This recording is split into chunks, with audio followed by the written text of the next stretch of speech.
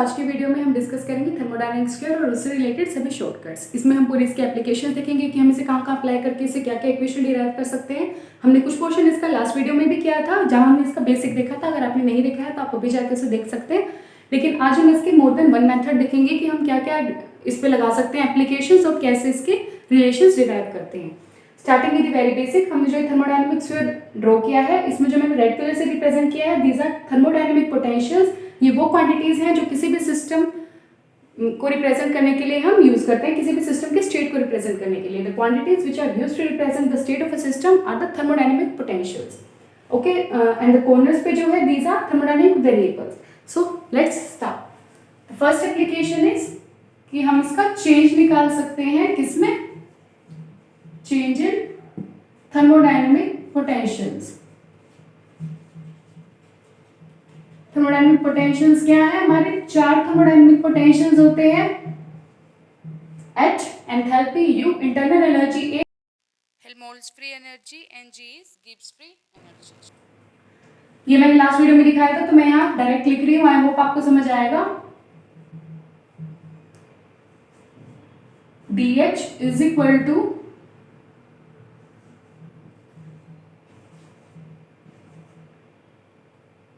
VdP plus TdS, DG is equal to, हम POT को लिखेंगे DP की फॉर्म में, DP and DT। Arrow V के पास जो है हेड है तो VdP, और लेकिन इसके पास S के पास टेल है तो माइनस SDT। अब हम DA के लिए अगर लिखना चाहें तो वेरिएबल्स क्या है, V एंड T, तो DV और DT लिखेंगे। अब V के अपोजिट क्या है, P, और उसके पास टेल है तो माइनस P। T के अपोजिट क्या है, S, और उसके पास भी टेल है तो माइनस S। हम फिर लिखेंगे लास्ट में DU, और इसके साथ वेरिएबल्स क्या आएंगे, DS और DV।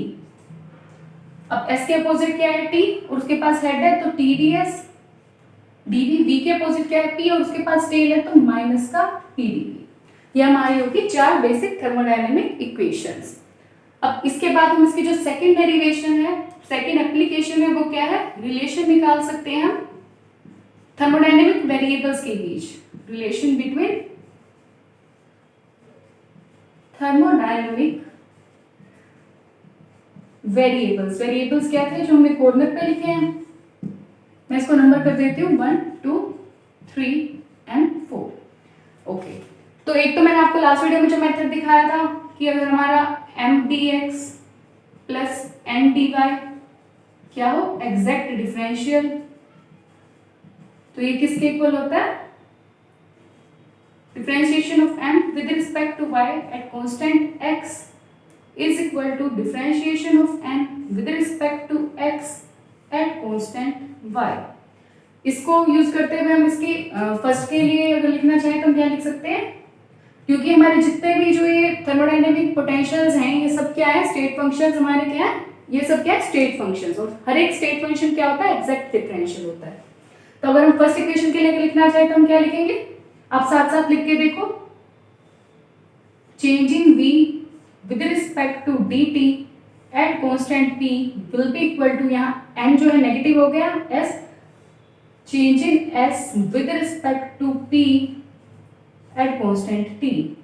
सिमिलरली ये हम सेकंड के लिए लिखें तो क्या आ जाएगा, negative changing P with respect to changing T at constant V is equal to negative change in S with respect to changing V at constant T। ठीक है, सिमिलरली मैं आपको थर्ड और फोर्थ के लिए भी लिख के दिखाती हूँ। ये रब कर दूं, इनका तो हमने देख ही लिया।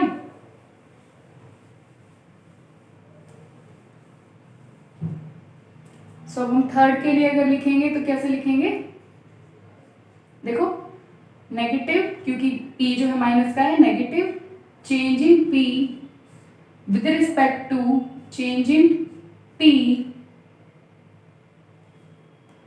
Eight constant V। अच्छा, हमने ये थर्ड के लिए ही लिख लिया ना यहाँ। ओके ओके ओके, वापस मैं लिखती हूँ सेकंड वाला ना। ये जो था ये हमारा थर्ड वाले के लिए लिख चुके हैं हम। तो अब तक हमने जो ये दो लिखे हैं, ये हमारा सेकंड वाले के लिए लिख लिया है हमने, ये हमारा थर्ड के लिए है। तो अब हम यहाँ फर्स्ट वाले के लिए लिखेंगे, हमने पहले स्किप हो गया हमसे। फर्स्ट वाले के लिए क्या हो जाएगा, changing v with respect to s at constant p is equal to changing t with respect to p at constant s।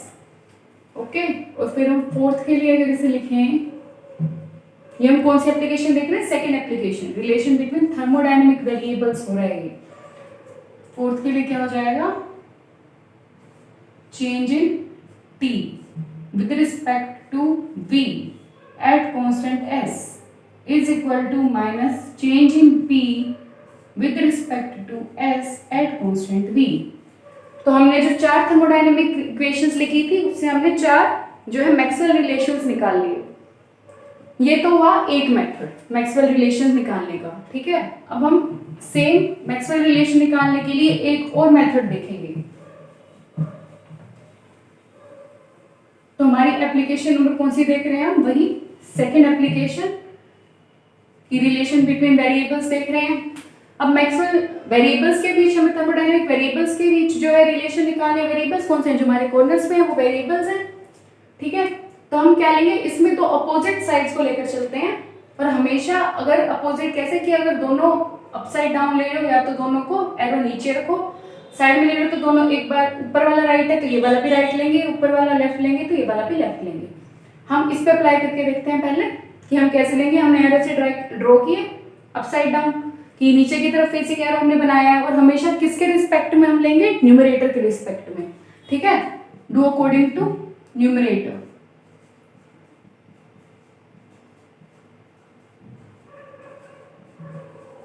Okay, अब हमने यहाँ एरो बना ली तो अपोजिट साइड पे, तो न्यूमरेटर क्या है, जहां से एरो आ रहा है ds अपॉन dv हो गया।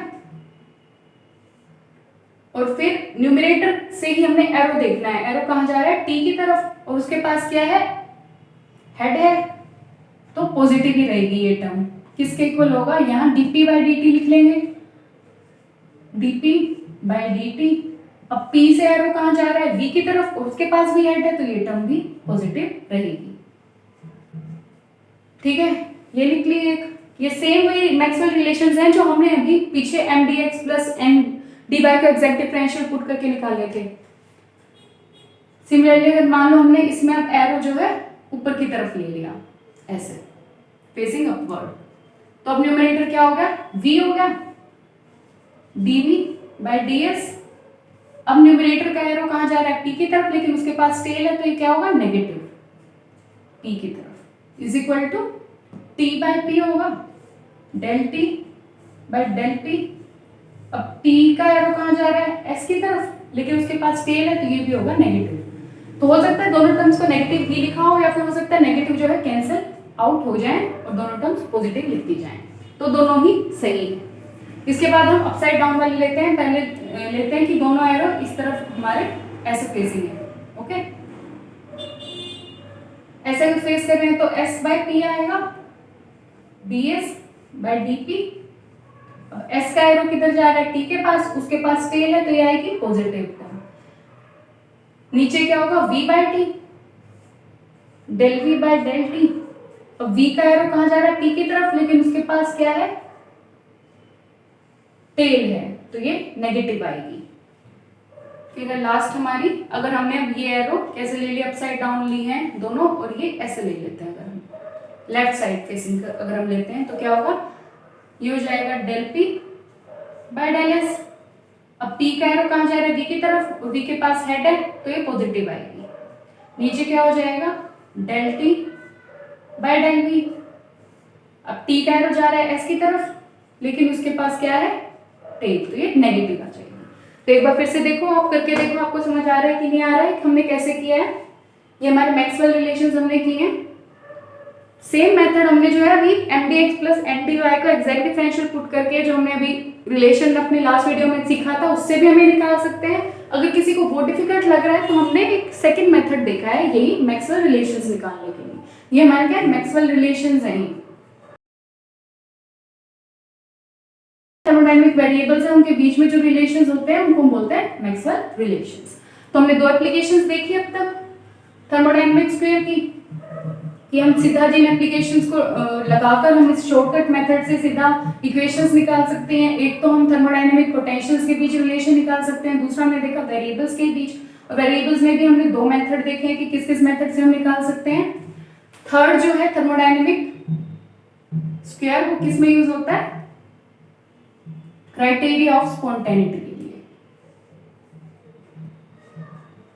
क्राइटेरिया ऑफ स्पॉन्टेनिटी, कोई भी रिएक्शन स्पॉन्टेनियस है इसका मतलब क्या है? स्टेबिलिटी ज्यादा है। स्टेबिलिटी ज्यादा का मतलब क्या है? एनर्जी कम है। कम का मतलब क्या है? नेगेटिव है। तो जितने भी हमारे थर्मोडायनेमिक पोटेंशियल्स हैं ये सब क्या होंगे? लेस देन जीरो होंगे। हम इसे कैसे लिख सकते हैं कि जो भी हमारा DH will be less than or equal to 0. Similarly, DG will be less than or equal to 0. DA will be less than or equal to 0. DU will be less than or equal to 0. अच्छा, अभी किस क्या constant लेना है हमें? अगर हम DH देख रहे हैं तो हम इसके साथ वाले को एडजेसेंट देखेंगे। ठीक है, DH है तो S और P कांस्टेंट, DG है तो बताओ क्या होगा? P और T कांस्टेंट, DA है तो V और T DU है तो S एंड V। ओके, तो ये तो हो गए थर्मोडायनेमिक पोटेंशियल्स लेस देन और इक्वल टू 0। इसके बाद आती है बात किसकी? वेरिएबल्स की।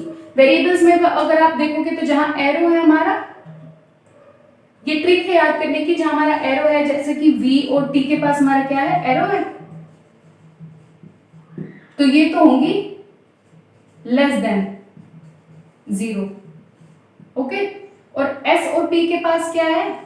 S और P के पास क्या है? टेल, तो ये होंगी मोर देन 0। इसको मैं लिख के दिखाती हूं आपको कि हम कैसे लिखेंगे।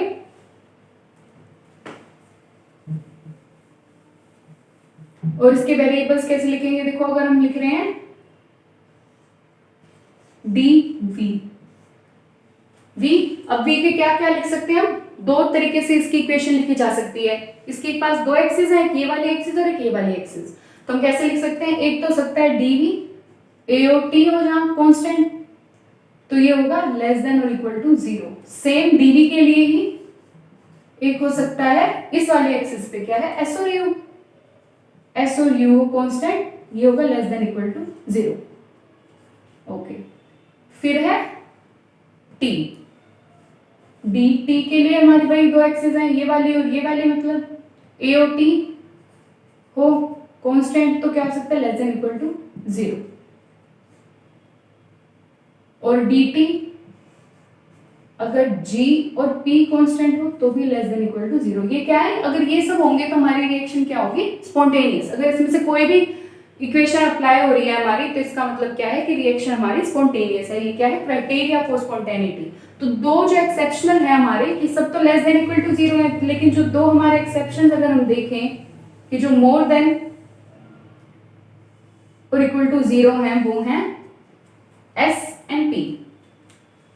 अब हम देखें DS, दो हो सकते हैं, एक तो U और V कांस्टेंट, U और V तो ग्रेटर देन और इक्वल टू 0।